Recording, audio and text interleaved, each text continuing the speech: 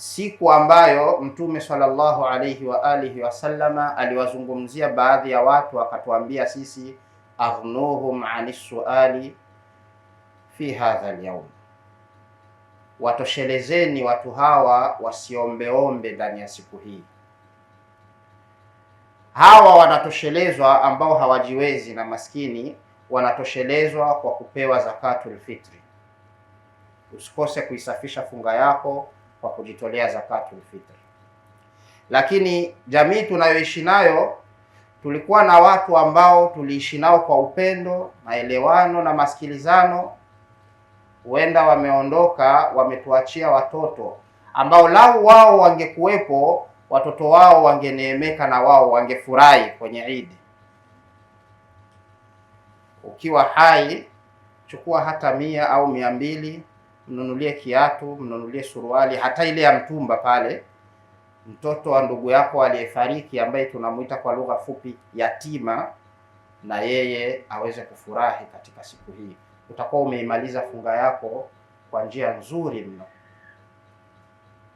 Ikiwa eneo letu hili hatuna mayatima, basi tunao ndugu zetu ambao wana vituo vya kuangalia mayatima nyumbani. Bana Amani, franga ya nyumbani kwenye chenchi 50,000 ya Burundi ni randi ngapi kwa mfano? Randi 140. Ndugu zetu wana vituo, wanaangalia mayatima. Ukiweza kutoa randi yako 140 ukamvisha yatima akafurahi, Allah anakuahidi na wewe atakufurahisha siku ambayo watu watakuwa katika huzuni.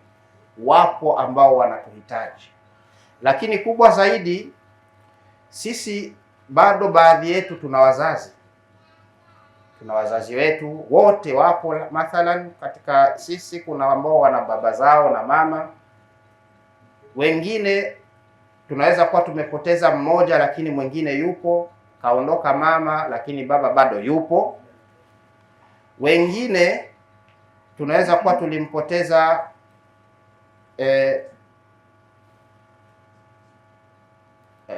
mama lakini baba yupo, au baba lakini mama yupo. Lete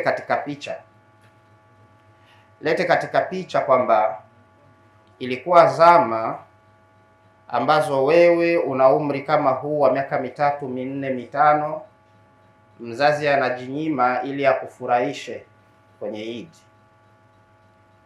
Mzazi anajipinda ili mtoto upendeze sawa na watoto wenzako kwenye Idi. Leo hii umekuwa mzazi sasa ni mzee kikongwe. Usimtupe mzazi wako kwenye sikukuu hii. Kuna wakati alikesha kwa ajili ya kukutafutia furaha. Kama ulimsahau kwa futari, usimfanye akatia mkono kwenye shavu siku ya furaha ya Idi. Mkumbuke mzazi wako. Dua ya mzazi haina pazia baina yake yeye na Allah. Akikuombea ndo amesha kurekebishia mambo yako. Al Huda, mwongozo wa jamii.